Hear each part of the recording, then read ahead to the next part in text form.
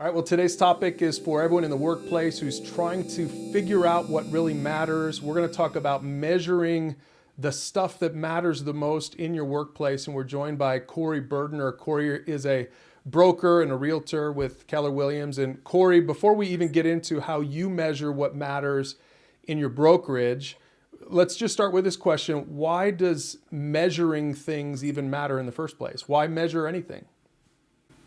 Sure, that's a good question. And I always answer that with kind of an analogy. And I would use everyone needs to have a scoreboard to know whether they're winning.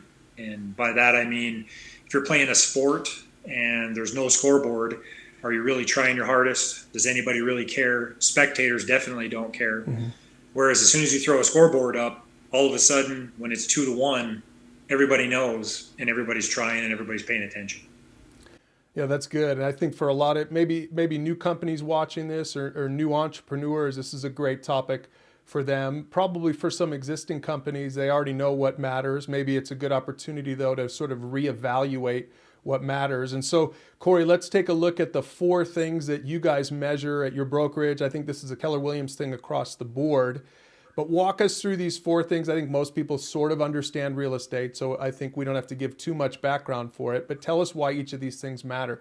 So number 1, it's the number of contacts. Number 2, it's your listing and buyer appointments. Number 3, it's your listing and buyers taken. And then number 4, it's your total closings.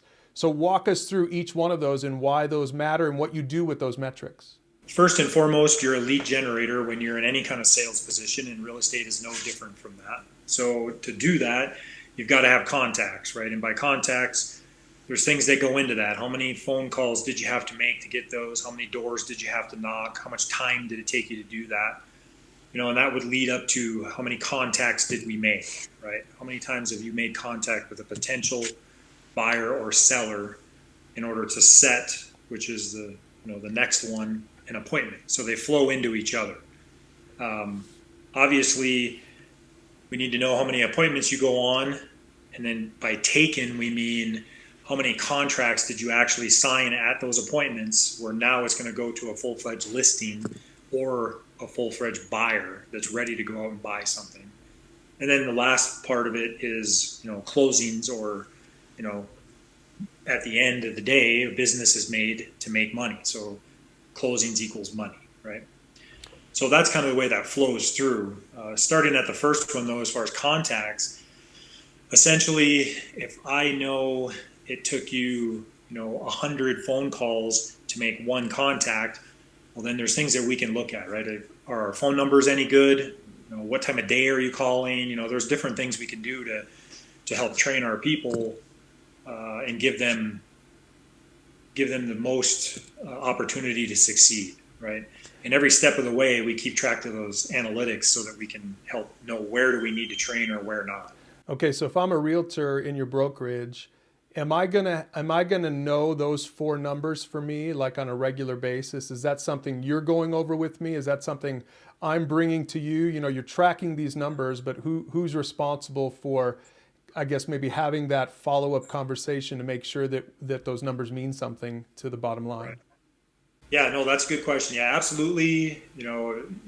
Our people know, because they're responsible for those. That's their scoreboard, right? So they know, I'm hitting my numbers or not. And the way that we arrive at those numbers is at the beginning of the year, we set our our year goal, and we know the year is a marathon, but we need to break it down every day so they know what they need to do. So as an example, if you want to do, 100 deals at the end of the year, then you got to figure out, do I want to do 60% sellers and 40% buyers, or what do I want to do? Or do I want to have a 50-50 company, whatever it is. Once all those decisions are made, we can backwards plan from there to get to these basic numbers that they're going to hit on a daily basis. Okay, so what if a brokerage doesn't track any of that? What's likely to happen? Well, first of all, I guess, would you let one of your realtors get away with not tracking those numbers? And if you did, what would happen? No, I would not, and you can ask any of them. And the reason for that is you kind of live in no man's land, right?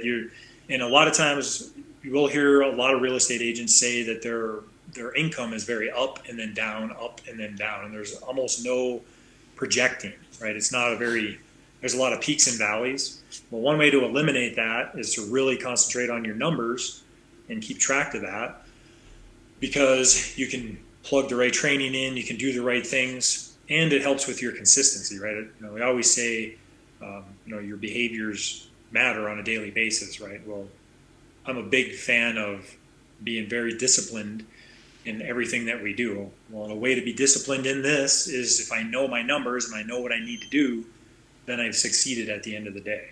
Yeah, Corey, this is helpful, I think, again, for folks in the workplace who are trying to apply this to their job, to their business. What you measure matters. Take some time to think through what you're measuring, make sure that it makes sense, and make sure that it's feeding the bottom line, whatever that is for your company. Thanks, Corey.